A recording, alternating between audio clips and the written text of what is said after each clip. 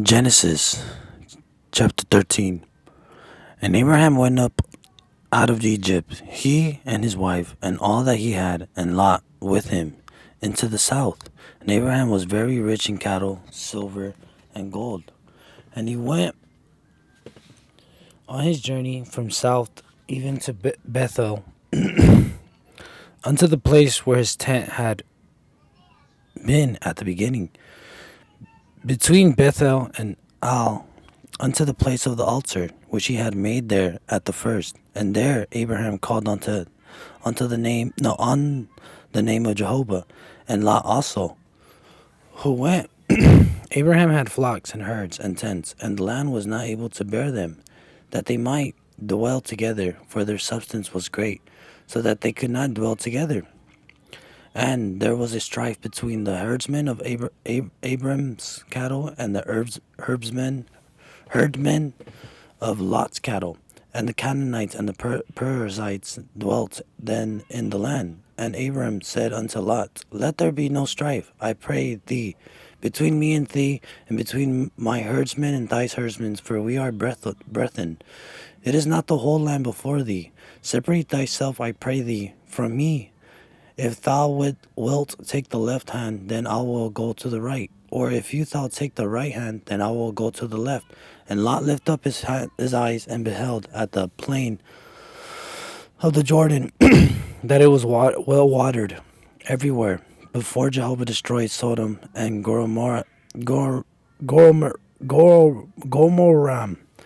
like the garden of Jehovah, like the land of Egypt. As thou goest unto Sor, so Lot chose all the plains of the Jordan. And Lot journeyed east, and they separated themselves, the one from the other.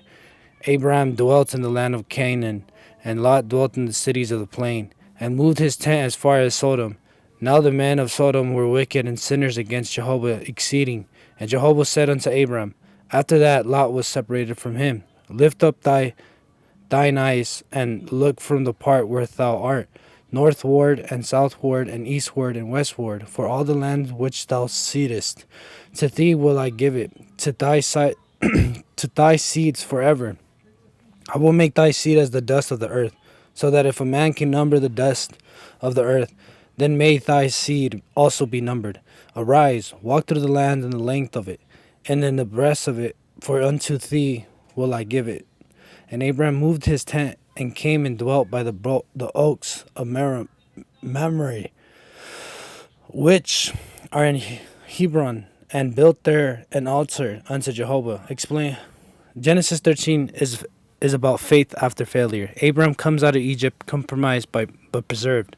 Now God restores him to worship, forces a choice about trust versus sight, and then expands the promise once Abraham releases control. The chapter is quietly one of the clearest portraits of what living by promise looks like. Returning from Egypt, grace brings Abraham back to the altar. Abraham leaves Egypt very rich.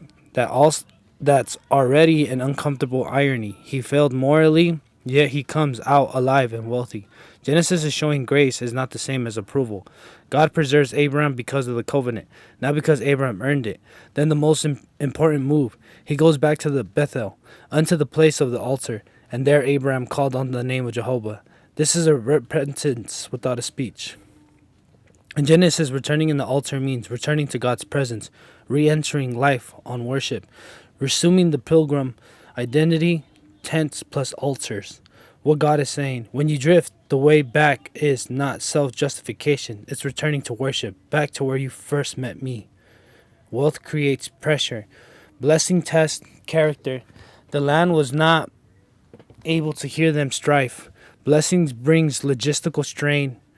The Bible is blunt. Prosperity can create conflict just as poverty can.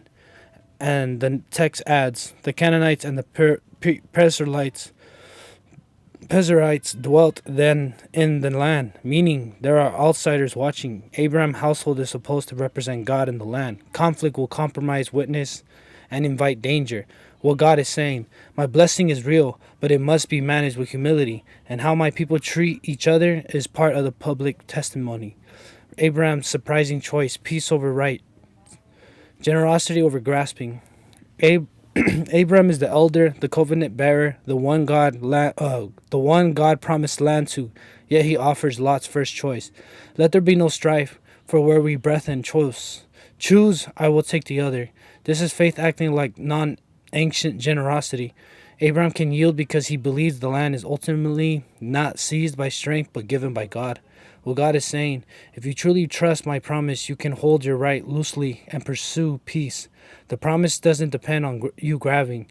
Lot, lift up his eyes, the theology of sight versus faith. Lot's decision is described with Eden language. Well watered, like the garden of Jehovah, like the land of Egypt. This is a massive single Lot chooses based on visible advantage, immediate fertility, the Egypt-like logic of security, and then the warning, move his tent as far as Sodom. Men of Sodom were wicked exceeding. Lot chose looks wise economically, but is placed him near a moral disaster zone. Genesis is teaching what looks like Eden can hide Sodom. Also note, Lot journey east. East again echoes the movement away from sacred space. Eden, east, Cain, east, Babel, and Shirah.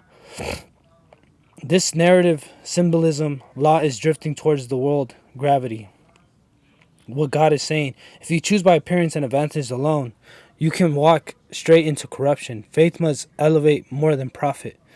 After Lot separates, God tells Abraham to lift up your eyes, but for a different reason. This is a brilliant literary theology. Lot lifts up his eyes to take. Abraham is told to lift up his eyes to receive.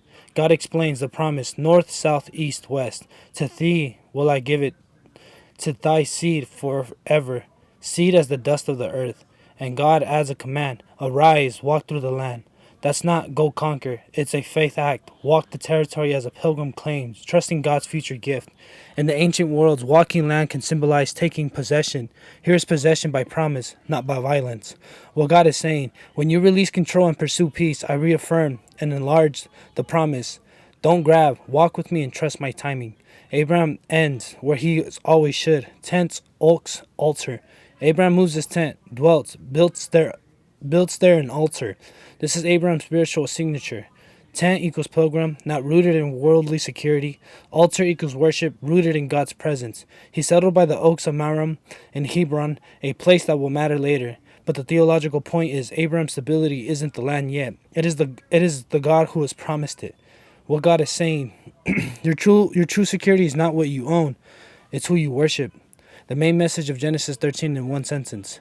God restores Abraham to worship, test him through prosperity and conflict, reveals the contrast between living by sight, Lot towards Sodom, and living by promise, Abraham choosing peace, and then expands the covenant gift to the one who trusts God enough to not to grasp. And that is Genesis 13.